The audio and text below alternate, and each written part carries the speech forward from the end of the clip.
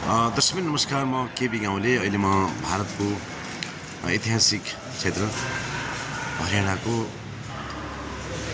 क्षेत्रमा आइरहेको छु। हरियाणाको यो रोहतक जिल्ला हो।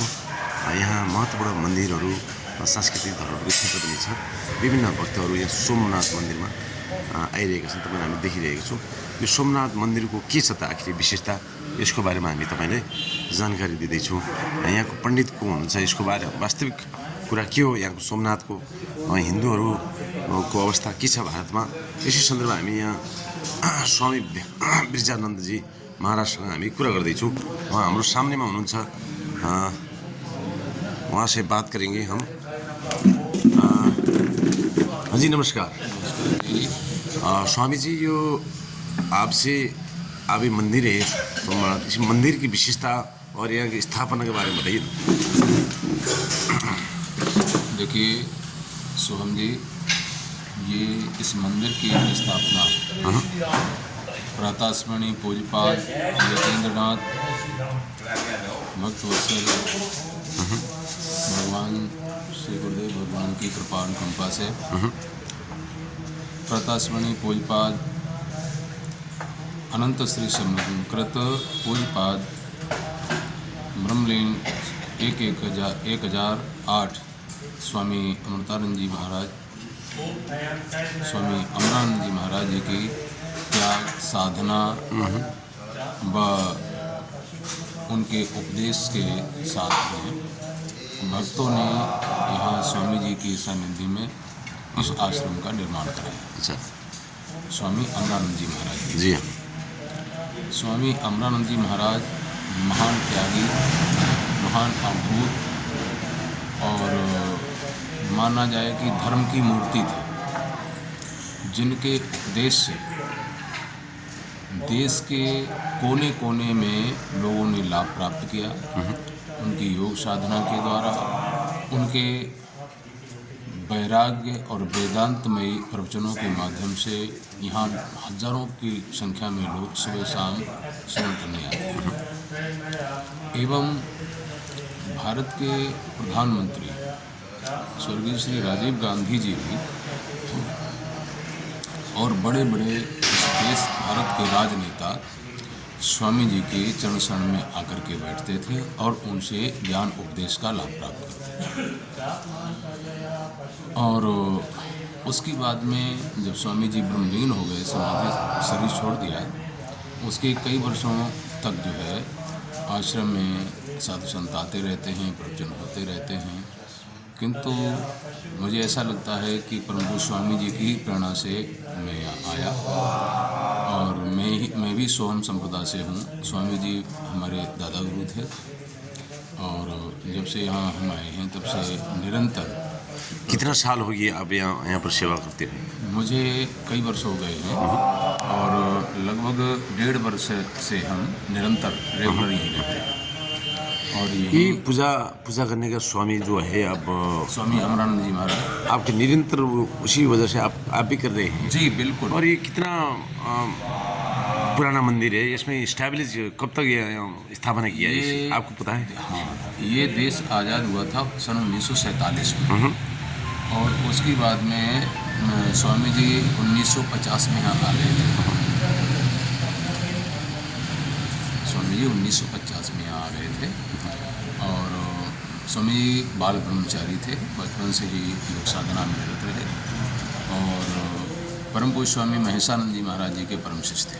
अच्छा महाराज जी, ये आपसे मैं प्रश्न सवाल करता हूँ, ये यहाँ मंदिर में कहाँ का लोग दर्शन करने आता है भक्तजन? इस मंदिर में पहले तो मैं आपको अवगत करा दूँ कि मेरे परम पूज्य स्वामी जी से पूरे भारत के हर राज्य के उनके शिष्य हैं अभी भी।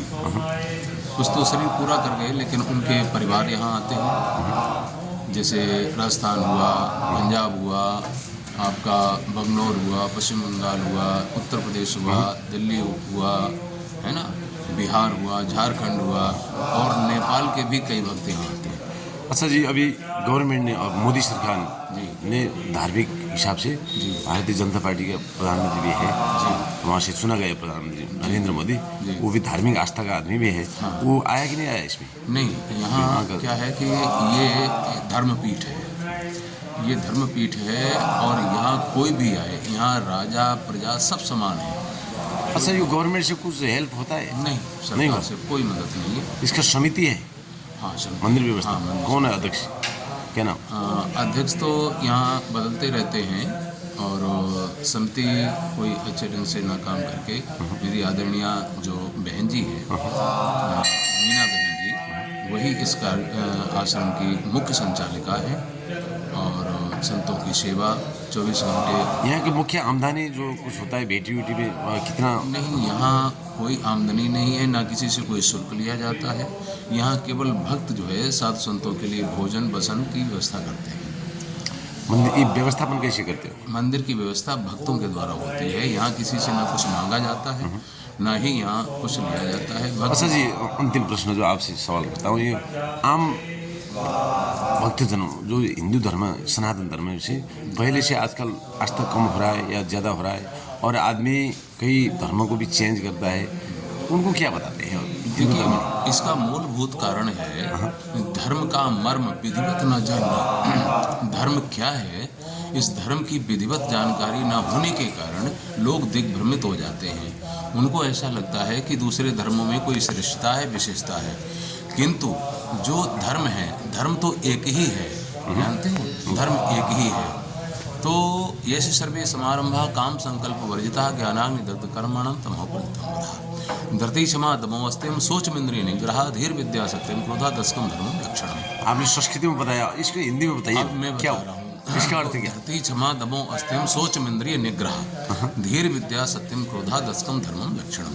धर्म किसी जाति विशेष का नाम नहीं है, धर्म किसी संप्रदाय का नाम नहीं है, धर्म किसी का नाम नहीं है। धर्म तो स्वयं में अपने आप में धर्म है और धर्म की विशेषताएं होती हैं, धर्म के शुभ लक्षण होते हैं। जो शुभ लक्षण अपने अंदर धारण कर लेता है वही व्यक्ति धार्मिक है। धर्म सत्य बोलो, सत्यम क्रोधा है ना, और इंद्रियों पर निग्रह रखो, ठीक है, धीर बनो, विद्यावान बनो, परोपकारी बनो, ये धर्म के लक्षण है। तो जो ये लक्षण है, और आत्मस्वरूप को जानने का प्रयास करो। सब प्राणियों में वही परमेश्वर निश्चित बैठा हुआ है, तो सब में वही, उसी को देखो। ईश्वरा सर्वभूतानां हृदय अर्जुन तिष्ठति, है ना, सब में परमात्मा वही ब्रह्म तत्व समाया हुआ है।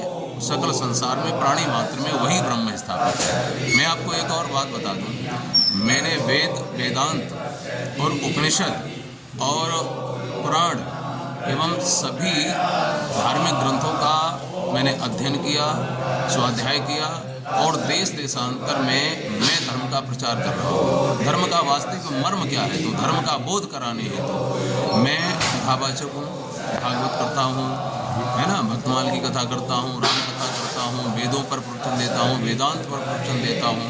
तो आज खोई हुई संस्कृति को पुनः वापस लाने के लिए और धर्म की पुनः स्थापना करने के लिए धर्म का मर्म समझा करके लोगों को मैं उनको प्रेरित करता हूँ व धर्म का प्रचार प्रसार करता हूँ।